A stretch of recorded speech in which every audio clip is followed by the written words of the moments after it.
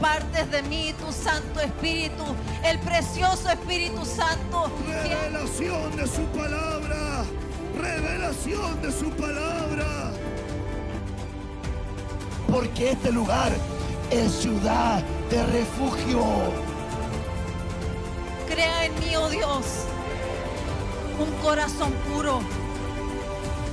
Y el título más grande que me ha dado es ser hijo de Dios. Oremos al Señor. Padre, en el nombre de Jesús oramos en esta hora, presentando nuestros corazones delante de ti, Señor. Somos hijos tuyos y nos acercamos, Señor, con un corazón dispuesto para poder ser edificados conforme tu palabra. Háblanos, direcciónanos, pastoréanos por medio de ella y no permitas, Señor, que quedemos sin provecho y quedemos sin enseñanza. Enséñanos a poder oír el mensaje de tu palabra como hijos tuyos, con corazones circuncidados. En el nombre poderoso de Jesús, amén y amén. La iglesia elegida, parte 4. Una linda temática que hemos estado desarrollando ya hace 3 partes, ¿verdad?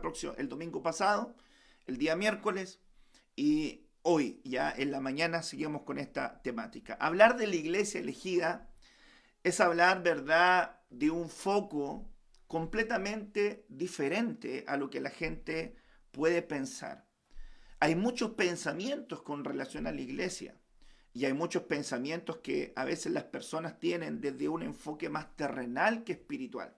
La preocupación que uno puede tener como pastor, y yo digo como pastor y cualquier ministro tiene esta preocupación, es: ¿la iglesia tendrá una conciencia de lo que es en el mundo? ¿De lo que representa para Dios en el mundo?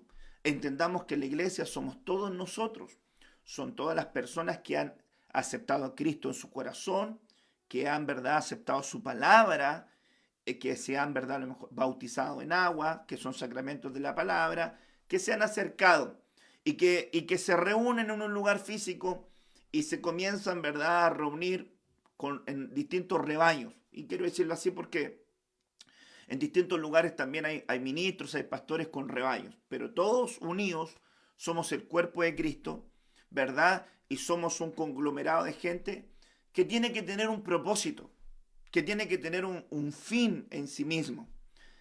Dios no está solamente para poder satisfacer nuestras necesidades terrenales. Hay mucha gente que mira a Dios como la respuesta, ¿verdad?, a solamente situaciones de dolor, de tristeza, o que viene Dios a poder ser como una especie de mentolato. Hay gente que no se acerca a Dios o no lo tiene considerado en su vida nunca, salvo cuando tiene alguna situación en la cual quiere que Dios se haga presente o Dios le ayude. La verdad que hay mucha gente que lleva su vida completamente lejos de Dios, pero luego se siente con la autoridad de opinar acerca de las cosas de Dios, cuando no han incorporado a Dios, o hablar acerca del mundo espiritual, sin llevar una vida espiritual, sin orar, sin leer la palabra, sin sujetarse a una autoridad espiritual que te enseñe, que te guíe, sin vivir con principios. Y cuando uno ve todo este análisis, realmente es muy importante entender que dentro de la iglesia, de este conglomerado humano de gente, hay un porcentaje que se va a desprender, que se le conoce como la iglesia novia, la amada, la más que vencedora, aquella que se ha dado la tarea de poder buscar agradar a Dios en su vida, en su caminar, en su jornada. Esa iglesia es la elegida. Esa iglesia es la amada. Esa iglesia es la iglesia que ha llenado, ¿verdad?, un camino de propósito de acuerdo a la voluntad del Señor. Basta solamente leer algunos versículos para poder ver cuál es el pensamiento que tiene Dios con respecto a la iglesia. Por boca de Jesús dijo: yo soy la luz del mundo. Jesús dijo eso. Ahora la pregunta sería: ¿para qué el mundo necesita luz? Yo le preguntaría: ¿para qué el mundo necesita luz? Porque a veces nosotros pensamos y decimos que la iglesia no tiene ningún sentido. ¿Qué piensa la mayoría de la gente de la iglesia? ¿O qué piensa la sociedad de la iglesia? ¿O qué piensa alguien que no tiene la revelación que tú y yo tenemos de la iglesia? piensa que la iglesia es un conjunto de personas que está fuera de tiempo, fuera de época, que piensa que la iglesia es un grupo de personas intransigentes, o piensa que la iglesia es un grupo de personas que no va con los tiempos, que no tiene una mentalidad abierta. ¿Qué pensará la iglesia, las personas de la iglesia? ¿Y qué piensa Dios de lo que debe ser su iglesia? Ahí tenemos dos puntos grandes. ¿Cuál vendría siendo el análisis? Si yo me pongo a conversar con cualquier persona, ¿cómo nos entendemos? Yo no le puedo decir a una persona que tenga una mentalidad espiritual si no la tiene. Entonces, no podemos conversar desde una plataforma social con una plataforma espiritual porque van a reñir, van a chocar. Cuando usted vaya a hablar algún tema, dice, bueno, ¿desde qué plataforma hablamos? Porque si tú metes de esta plataforma, tú vas a tener una línea de pensamiento. Pero si yo te pongo desde esta línea de plataforma, yo tengo una línea de pensamiento. Pero no es la línea de pensamiento que usted o yo podamos tener.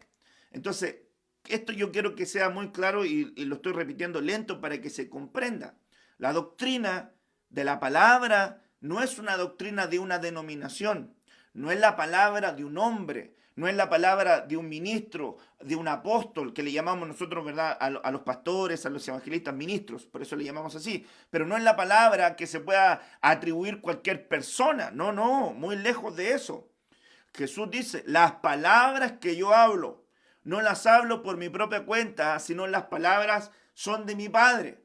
En otras versiones dice, la doctrina que yo traigo no es mi doctrina, sí lo es, que es la doctrina de mi Padre. Entonces la pregunta sería, ¿la iglesia elegida puede tener un pensamiento distinto al de la palabra? La iglesia que quiere agradar a Dios, digo yo. Porque hay una iglesia o un segmento humano de personas que se dicen ser y no son. ¿Cuánta gente dice yo soy cristiano? Y no se le nota en su conducta, no se le nota en su lenguaje, no se le nota en sus criterios, no se le nota en su forma de guiar su vida misma. Cambiamos, no miremos el tema de los pensamientos que pueda tener. Su vida misma no se le nota que fuera cristiano. Pero dice, yo soy cristiano, Dios está conmigo, Dios me va a ayudar. Y la pregunta sería, ¿y qué te hace pensar a ti que Dios te va a ayudar? No, es que Dios es amor, porque en alguna parte lo escucharon, correcto. Pero tú has visto el contexto de lo que Dios es amor. ¿Bajo qué enfoque Dios es amor? Dios es amor porque dio a su Hijo Jesucristo para salvar a todos los hombres. Por eso Dios es amor, porque amó de tal manera al mundo que dio a su Hijo Jesucristo, para que todo aquel que en Él cree no se pierda, mas tenga vida eterna. Que Dios mostró amor, dándonos a lo que más amaba, su Hijo. Y quiere decir que para poder acceder a ese amor del Padre, tenemos que acceder al Hijo.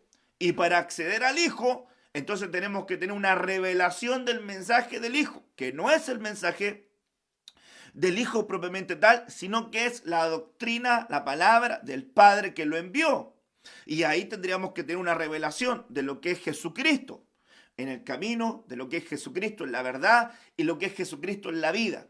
Y permítanme poder ampliar este concepto un poquitito más.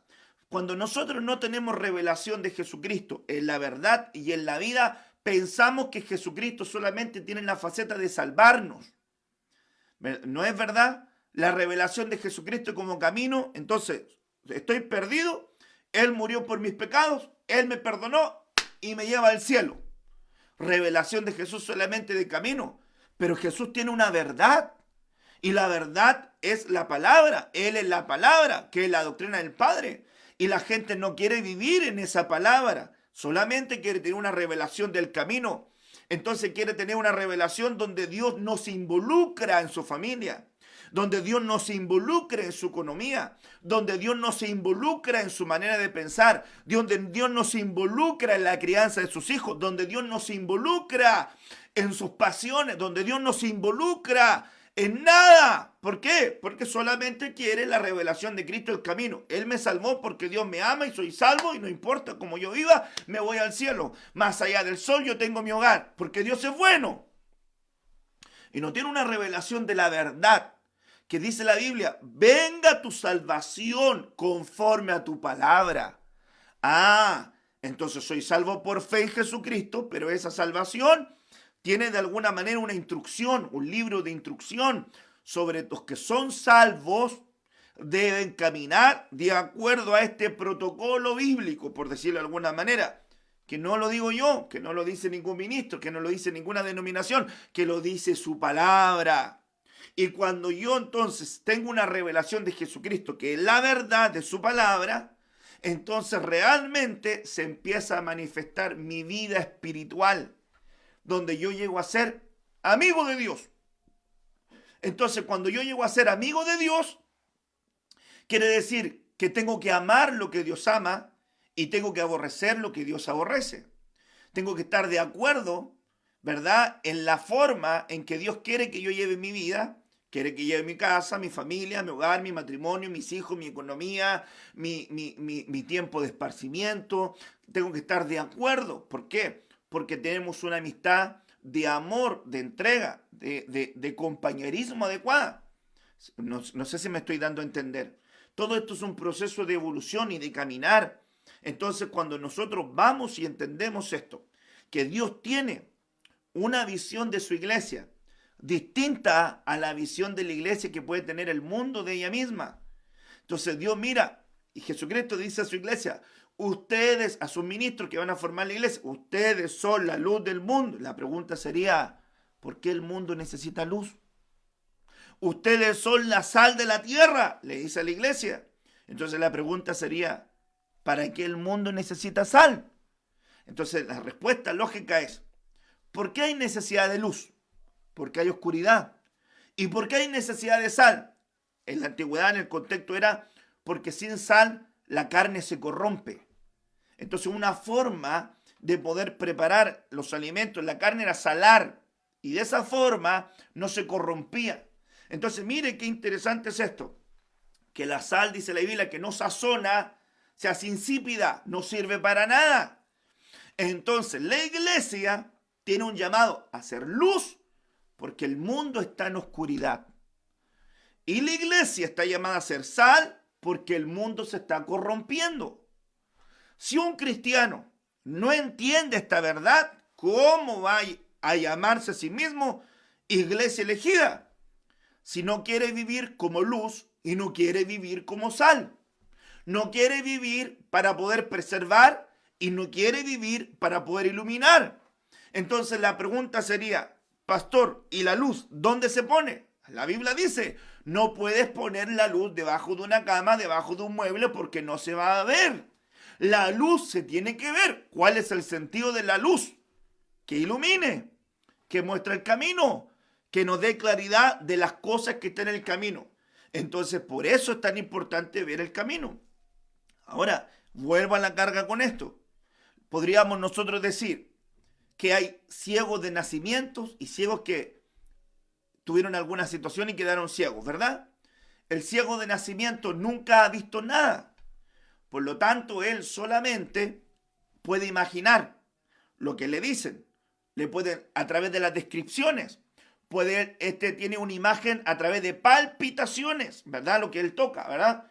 Entonces él mira y como no tiene en su mente, en su memoria una imagen, va a tocar cosas. Entonces se va a hacer una idea de cómo es. Ok, pero una persona que ya vio, entonces esa persona que vio, cuando le cae una ceguera, ya nunca va a poder olvidar lo que él ya vio. Entonces mire la diferencia. ¿Por qué? Porque una persona que nunca ha visto solamente puede imaginar cosas, pero cuando le llega la visión, le cambió la vida. Él se imaginaba cómo eran las cosas, pero cuando vio en realidad cómo eran las cosas, ahí entonces verdaderamente él comenzó a ver. Entonces, y comenzó a disfrutar, y comenzó a entender, porque le mostraron, pasó de la ceguera a la visión. Pero mira una persona que dice que ve, y luego le cae una ceguera, esa persona nunca va a poder volver a vivir de una manera más plena, porque ya tienen que asimilar esa ceguera. Entonces, cuando dice la Biblia que aquellos que vieron y luego se apartaron, es como que en algún momento vieron y les cayó una ceguera. Entonces se transformaron en ciegos, guías de ciegos. Y miren lo que dice la Biblia con relación al otro, palpitaciones. O sea, que lo que en este ejemplo que le digo yo, empieza a tocar. Pero si esa persona no le guían, es muy fácil que tropiece. Ahora, si esta persona se aprende todas las cosas de memoria que pueden estar en su casa, él va a venir y va a decir, perfecto, 2 pasos para adelante y aquí giro. No, aquí está mi mesa, aquí está. Es como usted, cuando entra en la noche y no prende la luz en su casa, usted sabe, aquí tengo la mesa, aquí tengo la bicicleta, aquí tengo una silla, y usted sabe su camino. ¿Por qué? Porque lo memorizó. Pero si alguien le mueve un mueble o alguien le mueve algo, va a chocar. Qué importante es la necesidad de luz. La necesidad de luz para no tropezar. La necesidad de luz para no tropezar.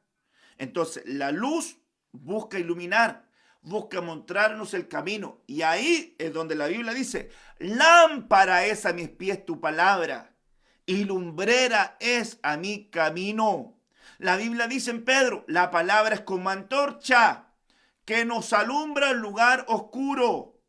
Bien haces en afirmar tu mente en la palabra, en aplicar tu corazón en la palabra, en dejarte guiar por la palabra, porque es tu lámpara portátil que te va a mostrar el camino.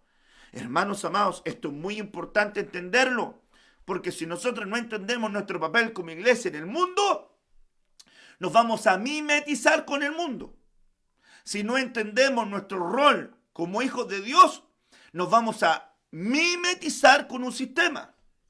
Y la Biblia dice que tú no eres del mundo si verdaderamente le perteneces a Él. Entonces ahí estamos. Ahí es donde deberíamos aplicar nuestro análisis. Miremosle acá este versículo.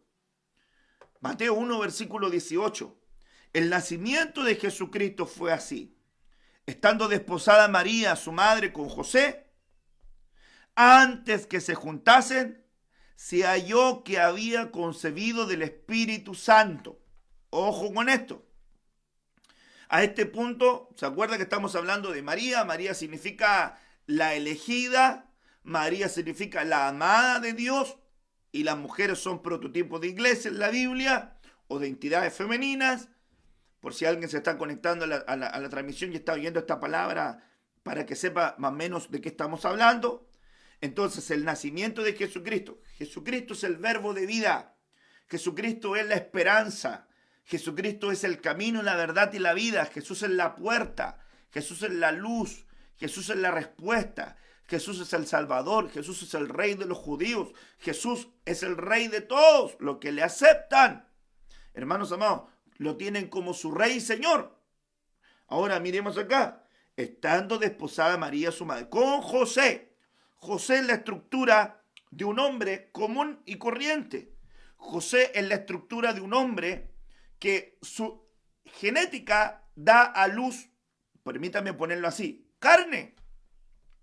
Entonces, si José se acerca, ¿verdad?, a María y la embaraza, lo que es de la carne, carne es. No sé si me va a entender.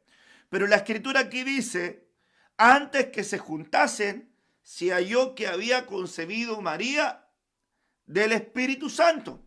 La iglesia elegida, la iglesia amada de Dios, da a luz primero lo del Espíritu. Da a luz primero lo del Espíritu. Entonces aquí es un temazo que tenemos que conversar y que tenemos que meditarlo. Y tenemos que conversarlo y meditarlo. Hermanos amados, usted que está en su casa, usted que me está escuchando, usted que está abriendo su corazón a la palabra, por favor, mediten lo que estamos conversando. Lo que es de la carne, carne es. Lo que es del espíritu, espíritu es. Eso Jesús le enseñó a Nicodemo. Nicodemo vino a Jesús de noche y le dijo, Rabí, ¿cómo puedo hacer este camino? ¿Cómo puedo hacer esta jornada? ¿Cómo puedo llevar mi vida a un relativo acercamiento? Y Jesús le dice a Nicodemo, que significa victorioso ante la gente, le dice, te es necesario nacer de nuevo. Y Nicodemo dice, pero ¿cómo es esto? ¿Cómo yo siendo viejo puedo entrar por segunda vez en el vientre de mi madre y nacer? ¿Cómo puedo hacer algo de esta naturaleza con esta naturaleza que yo tengo? O con esta vida que yo tengo? O con este crecimiento que yo... ¿Cómo puedo llegar a a entrar en ese perfil si tengo este otro? Entonces Jesús le enseña y le empieza a hablar acerca del nuevo nacimiento. Por favor, búsquelo usted. San Juan capítulo 3. San Juan capítulo 3, por favor. Porque es importante que usted lo lea. San Juan capítulo 3. En el versículo 1. Porque estamos hablando de que la iglesia elegida, la iglesia amada, da a luz primero lo del Espíritu. No se olvide cómo partí la introducción de esta enseñanza en el día de hoy. Que no tiene que ver, hermanos amados, con una mentalidad terrenal, sino que tiene que ver con comprender qué es lo que Dios espera de su iglesia y que la iglesia entienda lo que representa para Dios y cuál es el papel de la iglesia en la tierra. Sal y luz. ¿Por qué necesitamos sal? Porque hay tinieblas. ¿Por qué necesitamos sal? Porque se corrompe. Entonces necesitamos purificar para que no se corrompa. Había un hombre de los fariseos, religioso, llamado Nicodemos, prominente, principal entre los judíos. Este vino a Jesús de noche y le dijo: Rabí, sabemos. ¿Quiénes sabían? Él y otros más sabían que Jesús era diferente, que has venido de Dios. Pero mire lo que dice: como maestro, como rabí, no como curios, no lo reconocían como Señor. Porque nadie puede hacer las señales, los milagros que tú haces si Dios no está con él. Jesús le contestó: en verdad te digo que el que no nace de nuevo no puede ver el reino de Dios. Ay, hermano, y aquí, yo quisiera hacer un gran paréntesis. ¿Cuánta gente ve el reino de Dios? Es que la gente dice: díganme dónde está. Está en Palestina, está aquí en Australia, está, hermanos, en la India, está en Atacama, está en Argentina. ¿Dónde está el reino de Dios? Que quiero verlo. ¿Dónde está ese palacio? ¿Dónde están esos muros? ¿Dónde está ese trono? ¿Dónde están esos súbditos de Dios? ¿Dónde está el reino de Dios?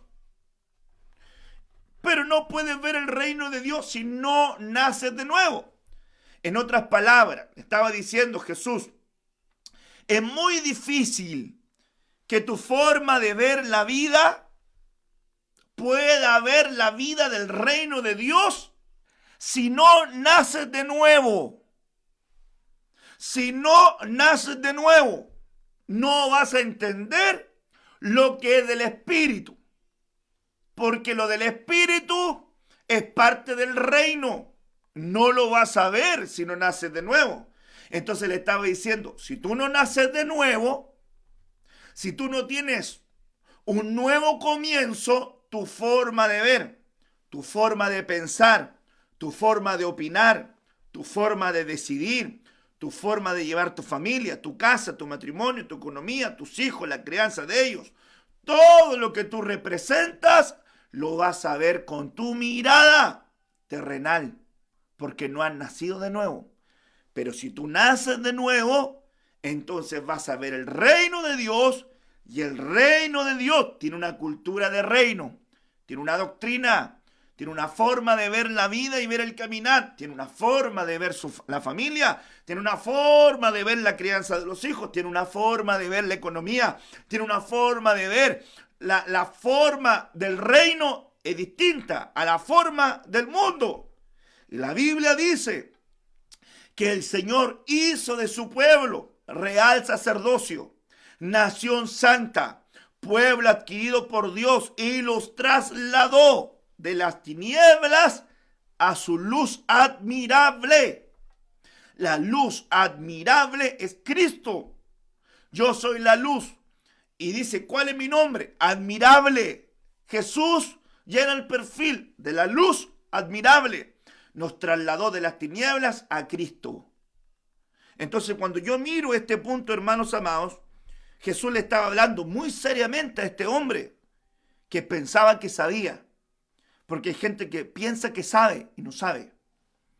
Jesús le contestó: en verdad te digo, el que no nace de nuevo no puede ver el reino de Dios. Nicodemo le dijo: ¿cómo un hombre puede nacer siendo ya viejo?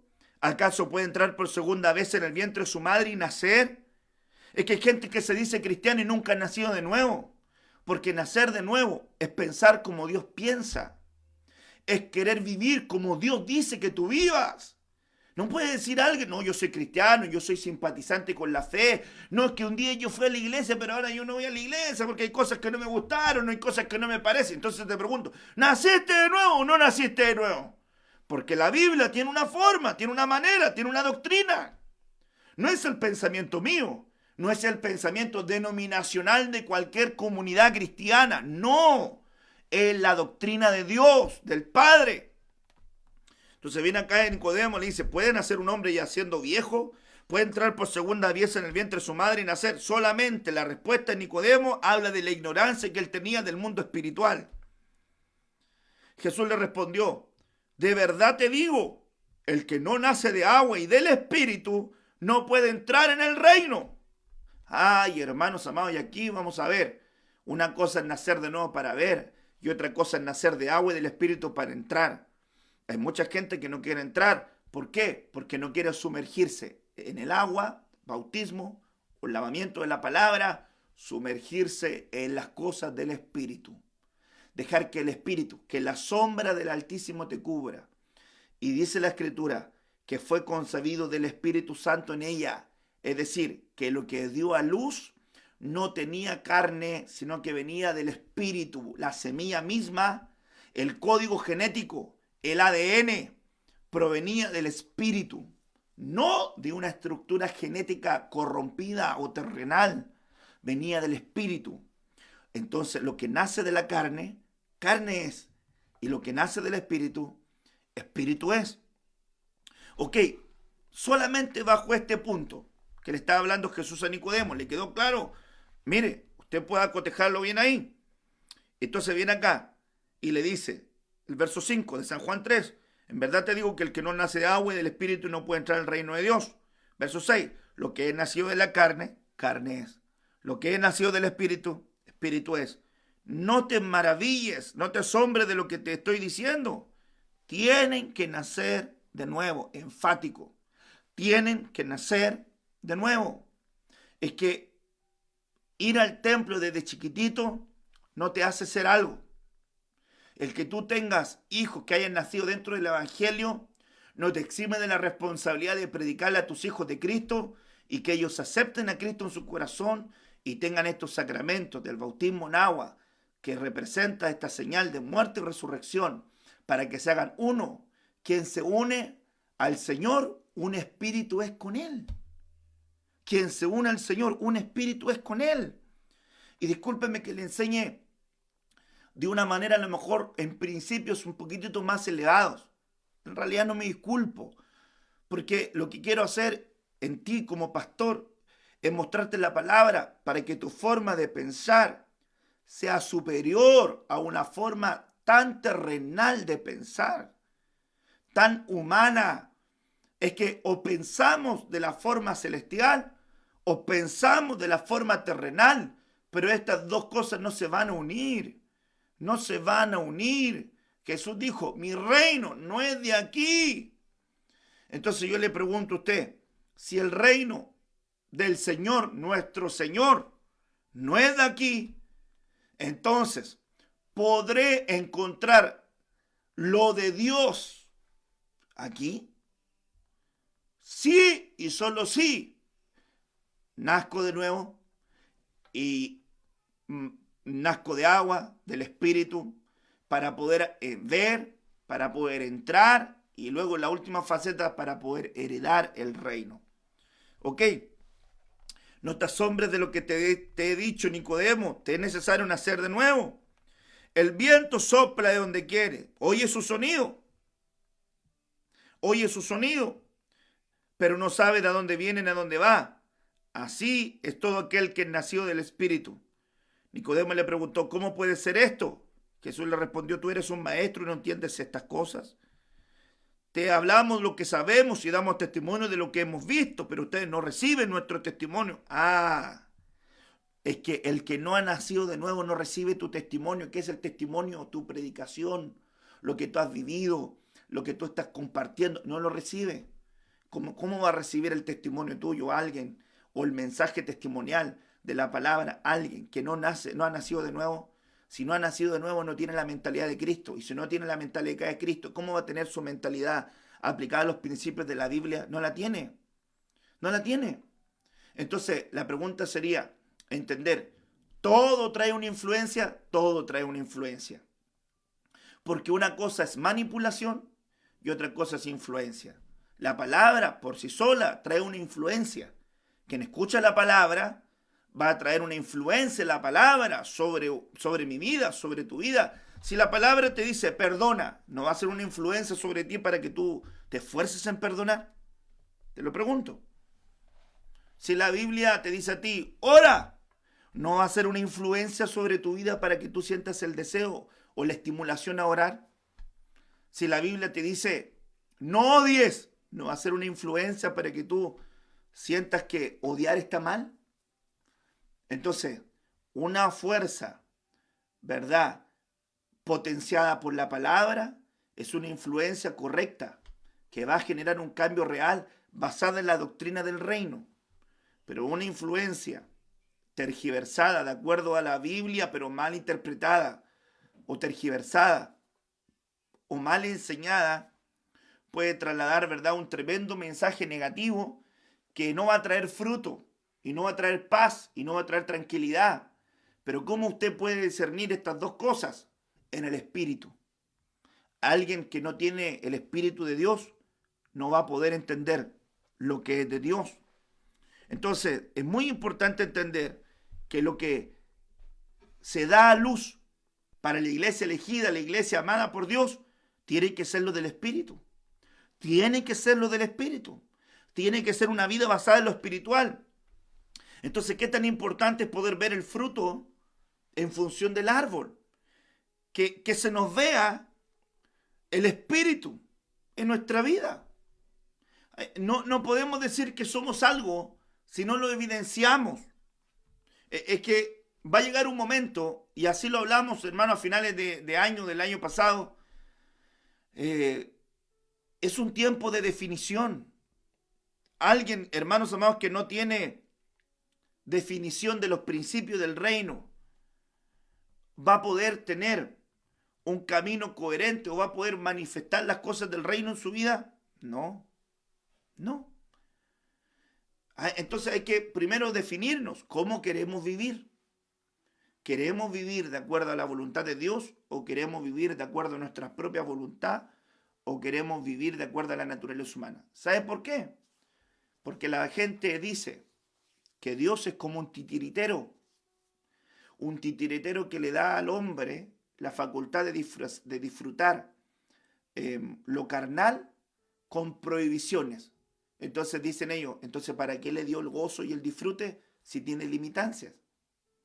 Entonces le dice al hombre, Dios es un titiritero, dicen los hombres. ¿Por qué? Porque le da al hombre la capacidad de poder tener en la vida distintas cosas y luego se pierden o no las tienen o desaparecen. Entonces, sufrimiento. Entonces, ¿qué es lo que busca Dios con esto? Amargarnos, entristecernos, agobiarnos. Pero no es Dios. Entonces, la Biblia habla acerca de lo que son hijos de Él y lo que son creación. La Biblia dice en San Juan capítulo 1 que los que reciben a Cristo llegarán a ser hijos de Dios. Entran en un proceso de evolución para llegar a ser hijos de Dios. Pero si yo no acepto a Jesucristo como mi Salvador, entonces yo soy creación. Y como creación, yo voy a vivir bajo mis normas, bajo mis principios, bajo mis valores, bajo mi forma de pensar. Me voy a relacionar con quien quiera, voy a vivir como quiera, voy a pensar como quiera, voy a disfrutar como quiera, voy a abrazar todo lo que me dé placer, todo lo que venga a satisfacer mis apetitos carnales, los que tenga, porque soy libre, más que para poder decidir, aunque usted que tiene la palabra sabe que la libertad es una utopía. ¿Por qué es una utopía? Porque es algo que no se puede, ¿verdad?, de alguna manera desarrollar o llevar a la práctica. Porque realmente la libertad opera con límites.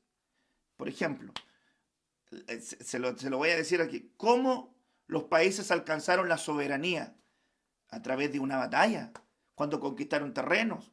Guerras, usted diga, fueron violentas, fueron agresivas, pero miren, nuestro mismo país tiene una libertad ganada con sangre, en una batalla, en una conquista, en una lucha, y tiene una libertad.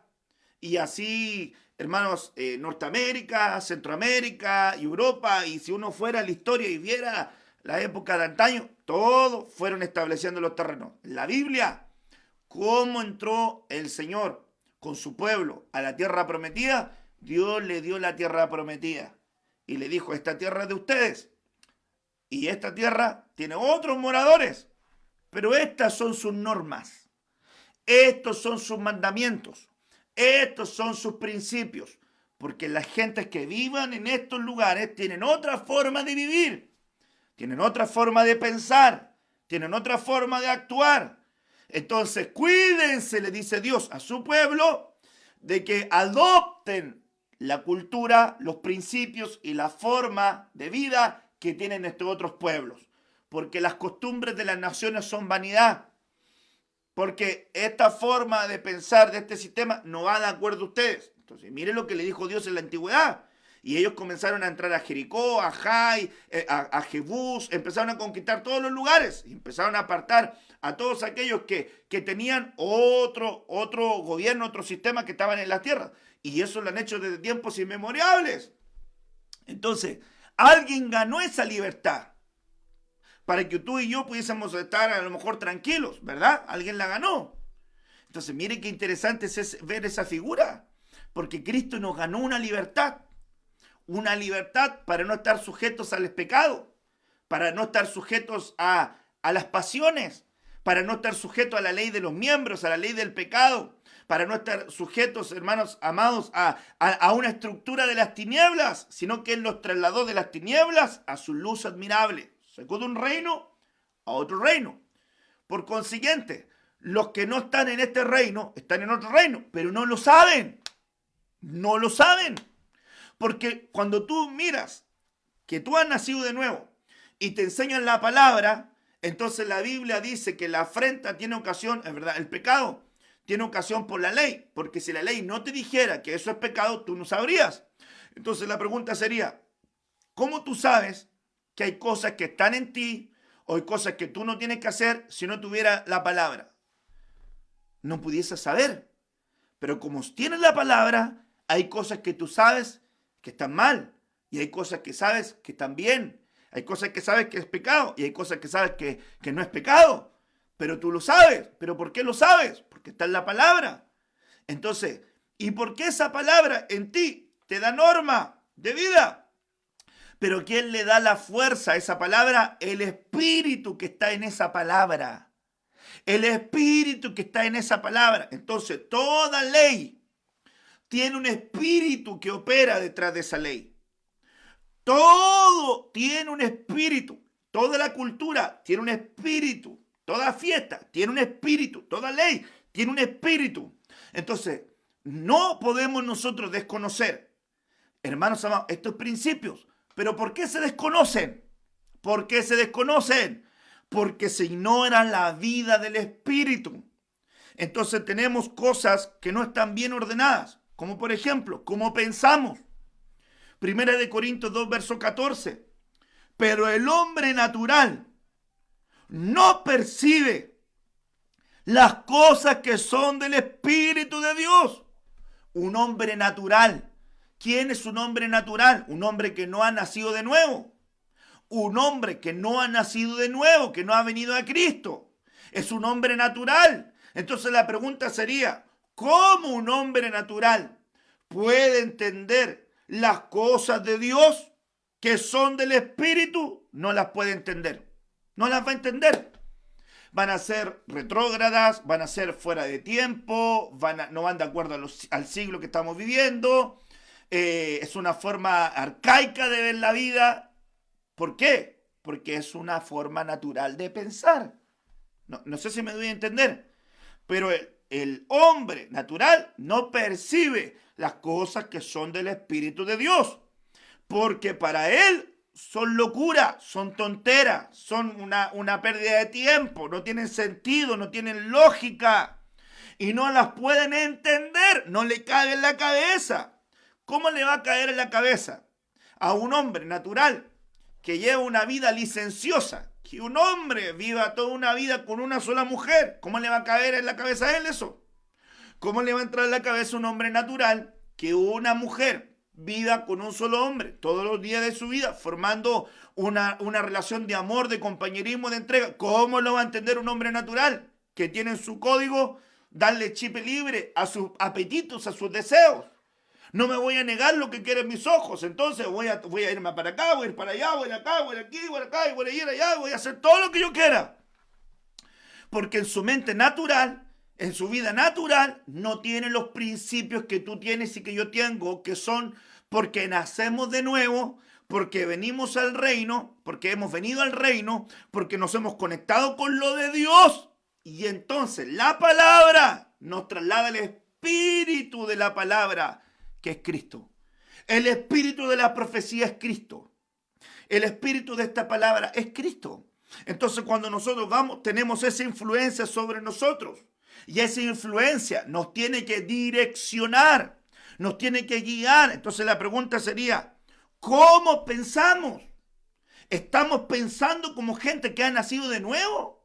¿O estamos pensando como gente natural? ¿Cómo pensamos? ¿Cómo vemos la vida? ¿Con una mirada espiritual o con una mirada natural? ¿Cómo vemos la vida? ¿Cómo vemos la vida? Con un enfoque espiritual en todas las cosas que ocurren. Porque quiero decirle algo, no hay una vida secular, no hay una vida espiritual, hay solamente una vida. O la vives con principios del reino o la vives con otro tipo de principios, pero hay una sola vida. No puedes separar, no me puedo separar yo. Yo soy pastor cuando le predico. Cuando no soy pastor, me saco la chaqueta y soy un hombre común y corriente. Y ahí voy a vivir la vida loca. No es mi vida de pastor, mi vida de auditor, mi vida de deportista, mi vida de extraprogramática. ¿Cómo así? Si no hay distintas vidas, es una vida. Entonces la pregunta sería, ¿cómo pensamos llevar esa vida? ¿Con una mentalidad natural o con una mentalidad espiritual? Y la pregunta sería, ¿por qué hay tanta gente que piensa de manera tan natural? Si la Biblia dice, si habéis resucitado con Cristo Jesús, poned la mira en las cosas de arriba y no es de la tierra, donde está Cristo sentado a la diestra del Padre. Entonces mi pregunta es, ¿somos moradores de la tierra? No, pero vivimos en la tierra, justamente. Y como vivimos en la tierra, tenemos responsabilidades que están ligadas a la tierra, como trabajar, pagar cuentas, criar a nuestros hijos, ver nuestro sistema, ¿verdad?, de bienestar, a lo mejor una cama, porque su cuerpo tiene que descansar, todo lo que usted sabe, porque está aquí en la tierra. Y Jesús dice, están en el mundo, pero no son de este mundo. Le está diciendo, tengan conciencia espiritual de que ustedes están de paso. El desierto es un lugar de paso. Por eso que la figura es Egipto, el mundo. Y luego que te sacan del mundo, tú entras a la estructura de desierto. ¿Por qué de desierto? Porque en el desierto tienes que generar una cultura del reino. Dios preocupándose de ti. Ay, hermano, qué tremendo lo que le estoy compartiendo de parte del Señor. Egipto es el mundo. Te liberan de Egipto, entras al desierto. Y en el desierto hay una cultura de reino, que es la etapa que estamos viviendo nosotros, porque Canaán es la figura de estar con el Señor por siempre. Pero ¿cuál es la figura del desierto? Generar la cultura de reino. Dios preocupándose de ti. Dios preocupándose de tus necesidades. Dios preocupándose de tu salud. Dios preocupándose de tu bienestar, Dios preocupándose de tu cuidado. Pero ¿cuál fue el problema del pueblo de Israel en el desierto? Que reñía con la cultura del reino. No podía esperar que Dios solucionara las cosas. No podía esperar que Dios le diera lo que ellos querían. Ellos querían carne ahora. Entonces, ¿qué? Le dieron carne. ¿Y qué le ocurrió con la carne? Después dice la Biblia que le salió hasta las narices.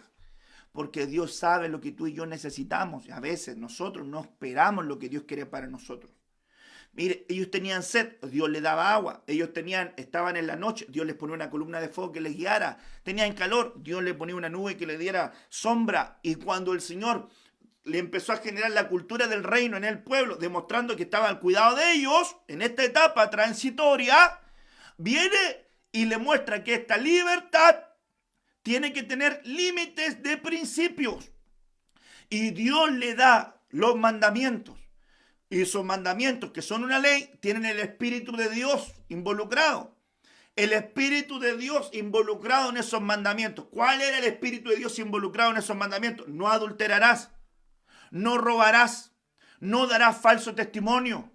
Hermanos amados, y ese es el Espíritu de Dios tras del mandamiento. Amarás al Señor tu Dios con todo tu corazón, con toda tu mente, con toda tu alma y con todas tus fuerzas. Amarás al Señor con todo tu corazón, con toda tu mente. Ay, algunos aman al Señor con el corazón, dicen, pero con su mente piensan completamente diferente a lo que Dios quiere. Y no dice que debemos amar al Señor con todo nuestro corazón, con toda nuestra mente, con toda nuestra alma, tu voluntad. Es que yo quiero hacer mi voluntad, pero ¿le has preguntado cuál es la voluntad de Dios? ¿Has preguntado cuál es la voluntad de Dios? Para ti, para tu casa, para tu familia. En cada decisión que tú tomes en tu vida, que no es una vida espiritual ni secular, sino que es una vida que tienes que decidir cómo la vives, sin principios o sin principios del reino, porque se supone que naciste nuevo, porque si no te hablaría como un natural. Si tú vives como un natural, guía tu vida como un natural. Pero si tú dices que eres un hombre espiritual, vive tu vida de acuerdo a principios del reino. Entonces no puedes amar a Dios con tu corazón dejándolo fuera de tu mente. No puedes amar a Dios en tu mente dejándolo fuera de tu corazón. No puedes amar a Dios en tu corazón, en tu mente, dejándolo fuera de tu alma. Que Dios no se incorpore a tus decisiones. En tu alma están tus emociones, tus pensamientos y tus voluntades. Entonces, ¿cómo Dios puede ordenar tus emociones? Bajo su palabra, bajo su espíritu. ¿Cómo puede ordenar Dios tus pensamientos? Bajo su palabra, bajo su espíritu. ¿Cómo puede Dios ordenar tu voluntad, mi voluntad? Bajo su palabra, bajo su espíritu. Pero si yo quiero vivir una vida lejos del Señor, en el enfoque natural, es muy difícil que yo pueda, hermanos, percibir lo de Dios, entender lo de Dios, porque va a ser una locura. Porque se han de entender y discernir espiritualmente. Hermanos amados, pueblo del Señor, oveja que Dios me dio a pastorear, hijo espiritual que Dios me dio a poder cuidar. Yo le enseño y le comparto la palabra del Señor, no mi idea, no mis pensamientos, lo que está en la Biblia. El mensaje de la palabra del Señor, que tiene una cultura y que tiene un espíritu para poder guiar nuestra vida.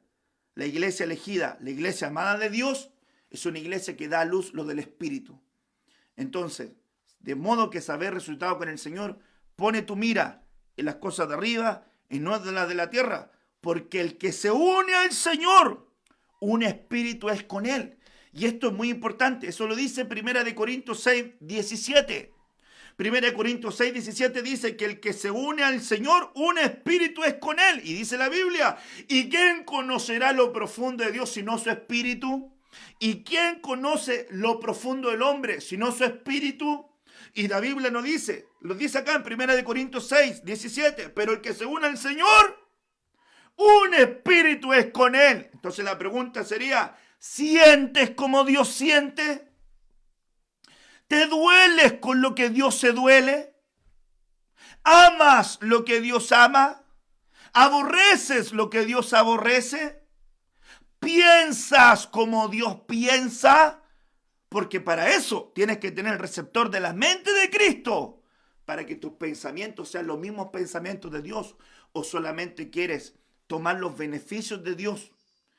y todo lo bueno de Dios y dejarlo fuera de ciertas decisiones, ciertos principios de vida, ciertas ideas, dejarlo fuera y solamente para algunas cosas que son convenientes a ti, lo tomas como Dios ayúdame, es que tiene que ser un tiempo de definición. Hermanos amados, estamos viviendo en tiempos de definiciones.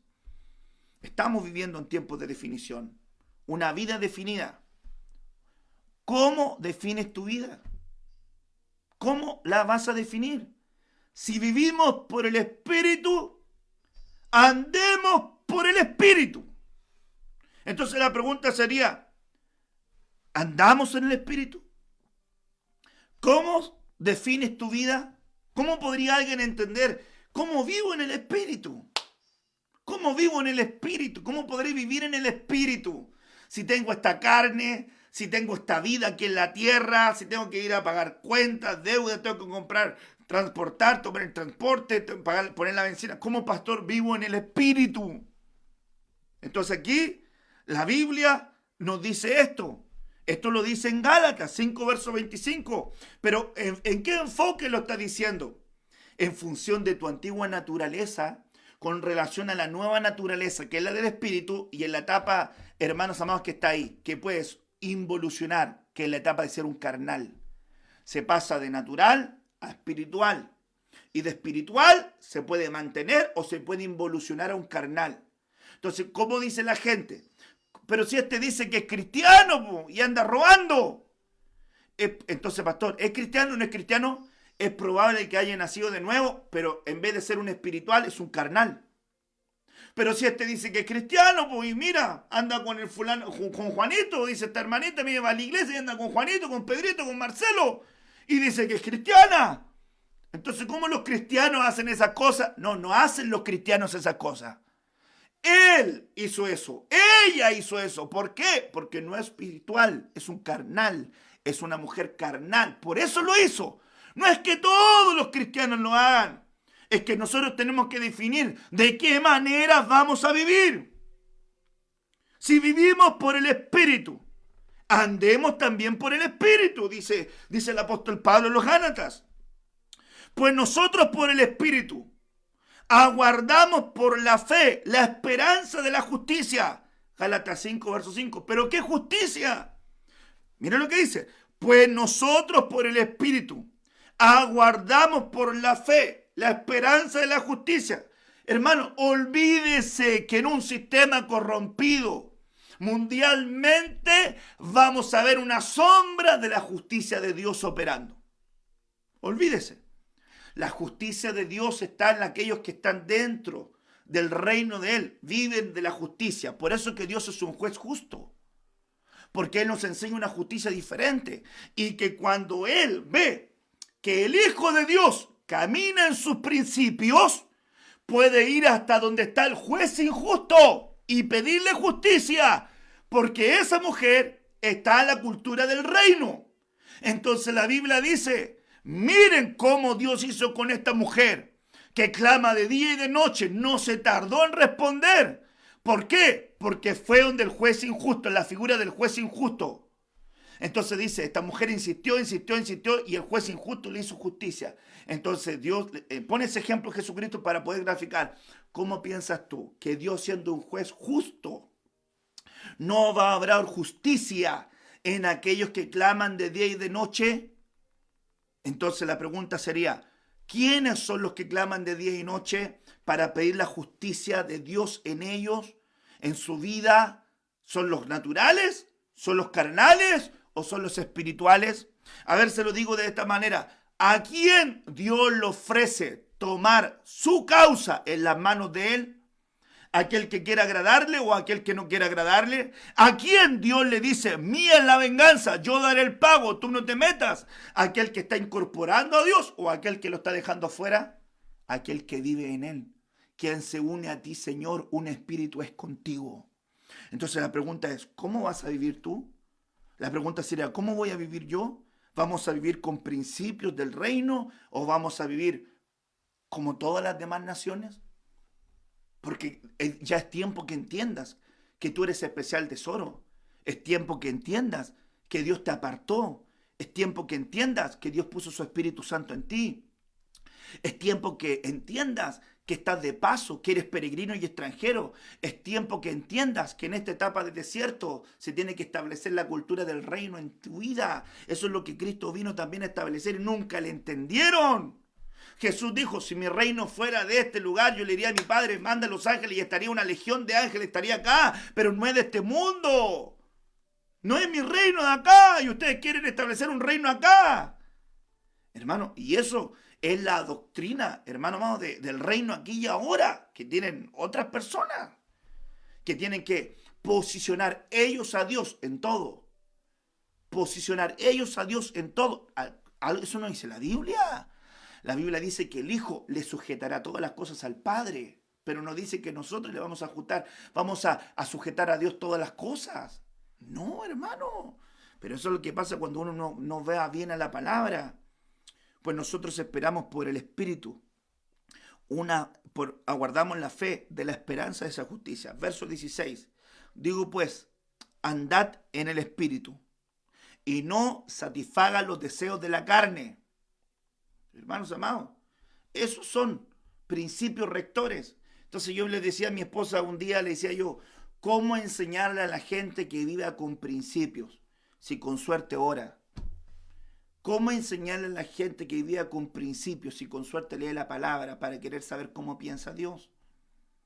¿Cómo le digo a la gente que viva con principios si batalla con el ABC de la vida cristiana? Entonces cuando tiene que definirse, le cuesta mucho definirse por el reino, porque su mentalidad divaga en muchas influencias, porque su mentalidad divaga en muchas cosas que ve, que oye, que escucha. Pero escúcheme bien, todo lo que uno ve, todo lo que uno escucha genera una plataforma de creencia. Y es por eso que nosotros tenemos que agudizar nuestro oído a la palabra, porque la palabra es nuestra única regla de fe y de conducta. Regla de fe y de conducta. Porque algunos quieren que la palabra sea solamente regla de fe, pero no quieren que sea regla de conducta. Y la regla de conducta es para que nos enseñe cómo debemos conducirnos en su iglesia, en la vida, en el trabajo, en el sistema, con nuestros hijos, en nuestra casa. Reglas de conducta. Hay gente que tiene solamente regla de fe. Muy importante, verso 17. Porque el deseo de la carne es contra el espíritu, y el del espíritu es contra la carne, y estos se oponen entre sí para que no hagáis lo que quisierais. Verso 18. Pero si sois guiados por el espíritu, si eres guiado por el espíritu, no estás bajo la ley de la carne, de una naturaleza corrompida. Mas el fruto del Espíritu es amor, gozo, paz, paciencia, benignidad, bondad y fe. Entonces la pregunta es, ¿vives por el Espíritu?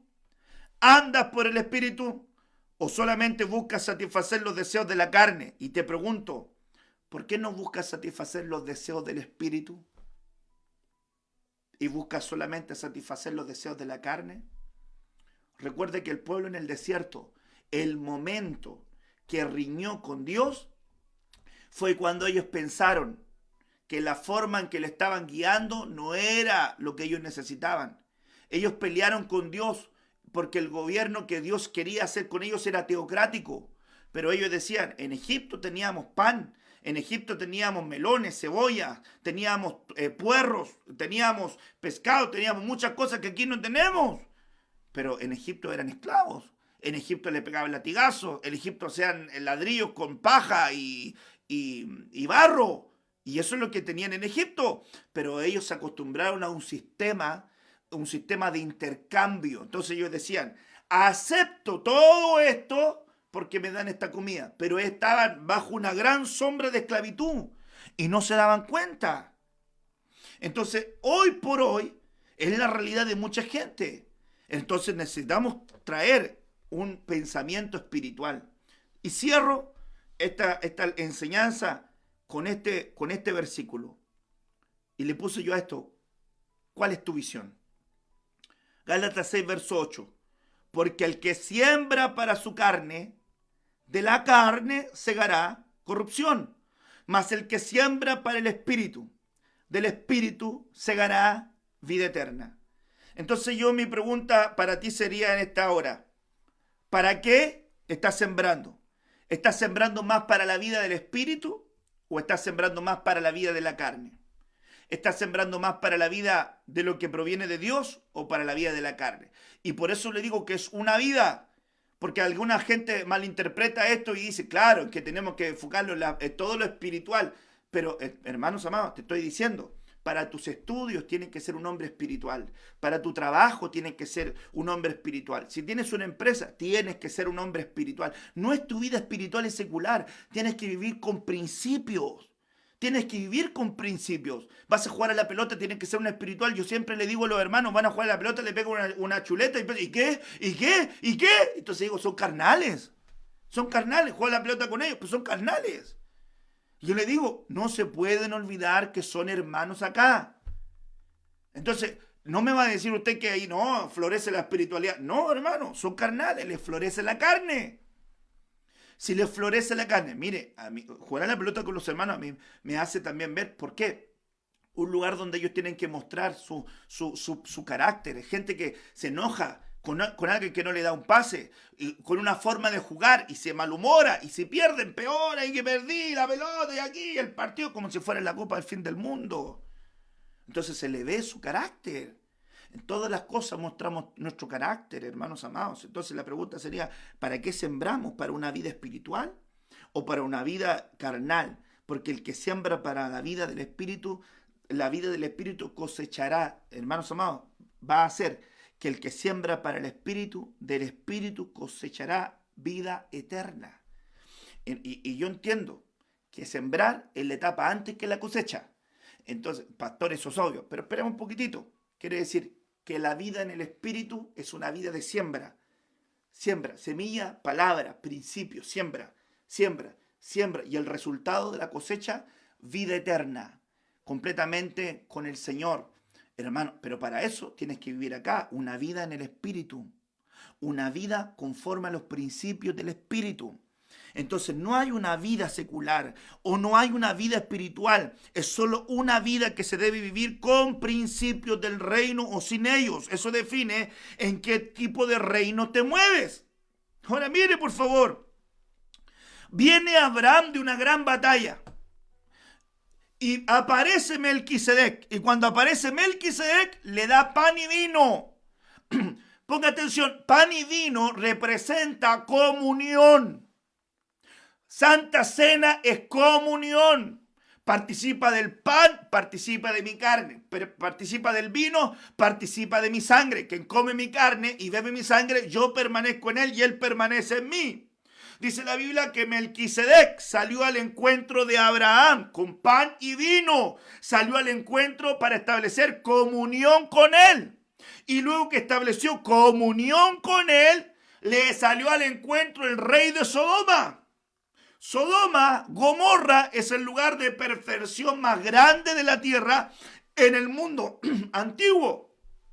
Sin embargo, la Biblia dice que en el tiempo final, aún, hermanos amados, va a ser como Sodoma y Gomorra en Jerusalén.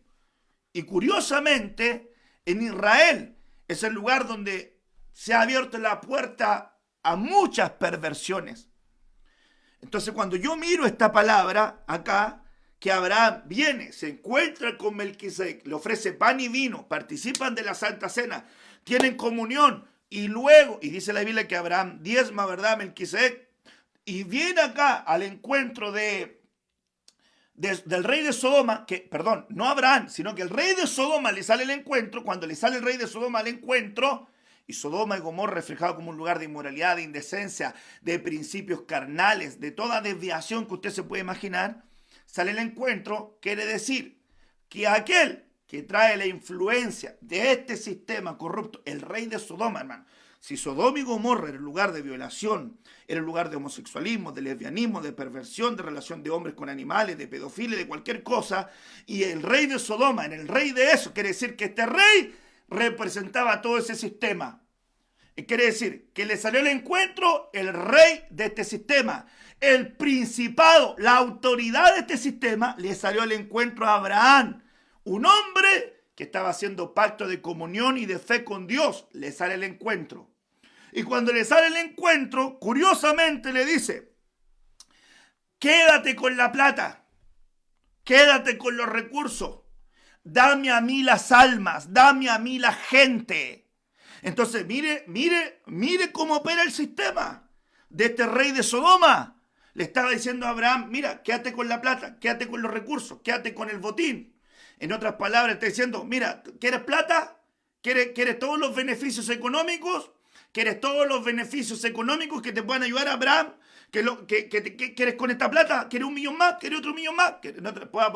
Voy a poner aquí a bromear con usted. ¿Quiere otro reajuste? ¿Quiere otro bono? Quédese con la plata, quédese con la plata, quédese con los sueldos, quédese con los reajustes, quédese con todo lo que usted quiera, con todo lo que usted quiera de plata y de beneficios, quédese con todo, le dice el rey de Sodoma. Pero a mí déjame las almas. Entonces yo le pregunto a usted, ¿por qué el rey de Sodoma está tan empecinado en las almas? Plata es plata. Plata es plata. El rey de Sodoma también necesitaba plata, podía haberlo necesitado, pero estaba interesado en las almas. Estaba interesado en las personas. Él dice, dame las personas, dame las almas. ¿Por qué? Porque la meta es un sistema de corrupción. Corrompe su alma, corrompe su mente, corrompe su espíritu, corrompe su identidad, corrompe su carne, corrompe todo y lo mete a un sistema. ¿Cuál es el sistema? Al sistema de la inmoralidad. En otras palabras, le estaba diciendo, quédate con las plata y con todo lo que tú quieres de la economía, yo me quedo con las almas, es decir, con el corazón y con el alma de estas personas, yo me quedo. La versión, hermanos amados, que leí yo decía, dame las almas. Y usted puede ver las versiones, dice, yo me quedo con las personas. En otras palabras, la Santa Cena, que es comunión, hermanos amados, da la fortaleza para poder decirle no al rey de Sodoma. Quien tiene comunión profunda con el Señor sabrá discernir los tiempos que vivimos. Hermanos amados, sabrá discernir los tiempos que estamos viviendo. Es muy importante entender el tipo de adoctrinamiento que se está desatando. Entonces, ¿cuál es el peligro? Que hay un intercambio condicional. Entonces, este intercambio condicional, los antiguos hermanos amados sabían de esto, los antiguos consideraban su vida como pérdida. Moisés mismo decidió no considerarse hijo de la hija de Faraón y prefirió mantenerse aparte de todos estos beneficios. Hermanos, beneficios que para la época eran tremendos. Beneficios de todos los beneficios que le podían llegar por ser parte de un imperio. Económicos, de salud, de educación, de bienestar, de tranquilidad, de paz, de no ir a trabajar, de no ir a solearse. Tenía todo el paquete. ¿Pero a costa de qué? A costa de que él negara su fe, negara lo que él es, negara el propósito de Dios y viera hiciera vista gorda a lo que Dios estaba llamándole a hacer. ¿Por qué? Por quedarse con los beneficios. Entonces aquí el rey de Sodoma le dice, quédate con todos los beneficios que tú quieres, todo lo que tú quieres, ahí están todos los beneficios. Pero yo me quedo con las almas. ¿Hacemos trato? Abraham le dice, no, porque no quiero que tú digas que tú me has bendecido, que tú me has ayudado. Yo no quiero que digas que tú, el sistema inmoral, corrupto, me ha bendecido. Lo que yo tengo, me lo da Dios. Lo que yo tengo, me lo da Dios. Quien bendice mi casa es Dios. Quien cuida los míos es Dios. No vas a decir que el rey de Sodoma, en el valle de Sabe, fue quien bendijo a Abraham. Yo soy bendecido por Dios. Dios me ha bendecido a mí. Entonces, ¿cuál es el peligro de los antiguos que veían? Es que ellos vivían esto. Pero ellos consideraban su vida como pérdida. No se daban valor para abrazar las cosas terrenales. Eran considerados por el mundo como lo peor. Entonces la estrategia es darte algo que tú necesitas, pero condicionarlo con otras cosas. ¡Ojo! ¡Ojo! Porque algunas personas pueden ganar mucho de lo que quieren en función económico. Pero, ¿a costa de qué? ¿A costa de qué? De la corrupción moral, de la corrupción de la familia, de la corrupción del matrimonio, de la corrupción de los hijos.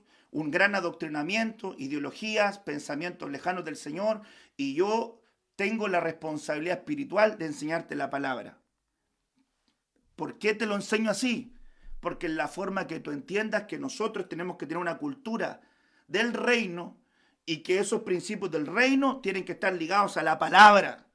Entonces, si los principios, porque todas las leyes traen un espíritu, ¿cuál es el espíritu que opera detrás de todas las cosas? Entonces yo me pongo a pensar, perfecto.